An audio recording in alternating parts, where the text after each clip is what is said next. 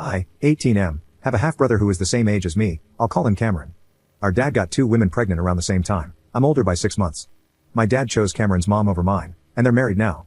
Cameron is his parents' only child. For as long as I can remember, I've always felt like I was just a backup son for my dad. I know he does love me, but not as much as Cameron. I live an hour and a half away from him, but he would always make the drive to come see me when I was younger and still does to this day.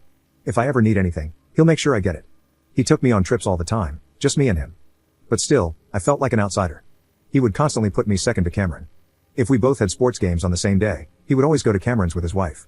Once, when I had an award ceremony, he couldn't come because Cameron was sick. It was just a cold, by the way. When I wanted him to teach me how to drive, he said he couldn't because he promised Cameron he would teach him first, but that he'd help me after Cameron got his license. I could list off a bunch of other examples. My dad would show up to my events, but if Cameron had something going on at the same time, he wouldn't come. Cameron and I aren't friends. We get along fine if we're together, but neither of us is going out of the way to talk to the other. I think he's spoiled and obviously our dad's favorite. Our dad and his mom did him no favors because his grades are bad and his life has no direction. He didn't apply to any colleges and he won't even get a part-time job. We're both graduating high school this year. His school district released their graduation schedule after mine, and of course, our graduations are on the same day at the same time. We live an hour and a half apart, so obviously our dad can't make it to both. He's known my graduation date for weeks before Cameron learned his. We already had plans for him to come and spend the day here. But I knew as soon as I saw that schedule he was going to flake. At first, he said he wasn't sure what he was going to do. He's been avoiding the topic for weeks, but our graduations are on the 29th, so he has to decide now.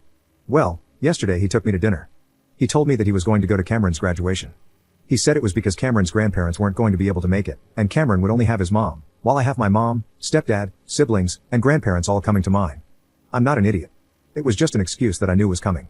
He tried to soften the blow by promising me he'd make up for it by taking me on a graduation trip anywhere I wanted to go, even though he had already promised me that months ago. He's taking his wife and Cameron on a family trip to Hawaii in June. It's supposed to be Cameron's graduation trip, but he promised he and I would have our own trip. Now all of a sudden, that trip is supposed to also be a makeup for missing my graduation. So I told him okay, I want to go to this one weekend event that is in the same week he's going to Hawaii. He told me he can't because that's when they're going to Hawaii. I didn't actually want to go to this event, I was just proving a point. I told him to postpone his Hawaii trip so he could take me to the event. He said he couldn't because everything is already paid for and non-refundable.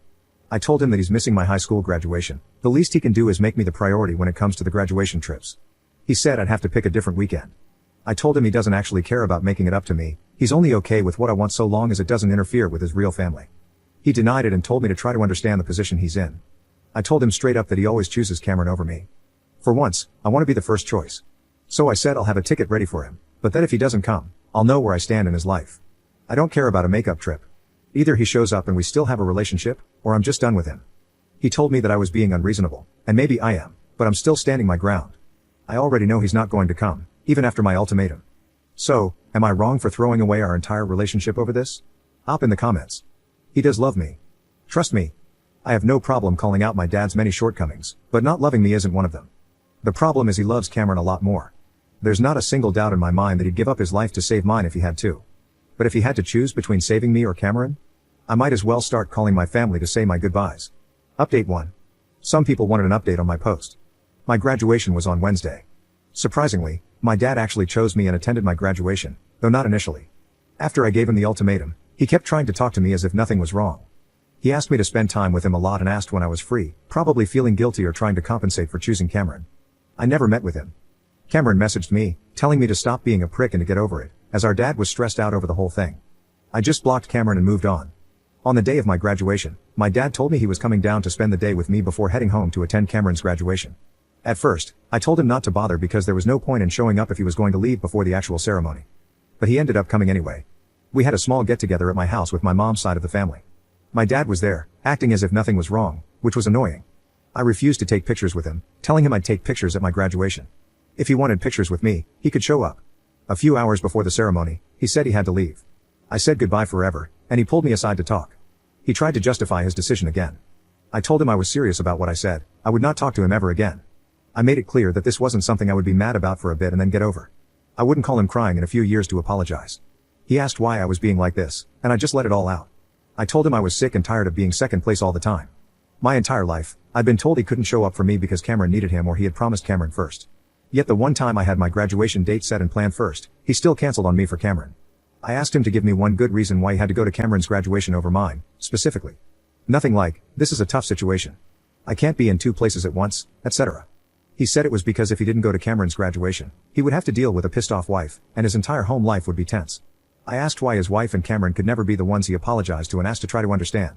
Why did I always have to be handed the short straw on purpose? He didn't have an answer. I told him I hoped Cameron got his life together because, right now, he's on a nosedive trajectory that ends with him still living at home rent-free in his 30s, with a girlfriend he can't afford to give a ring to, let alone a wedding, and 3 kids who are being raised by my dad's wife. I didn't care anymore at that point. It's true. Cameron's a loser.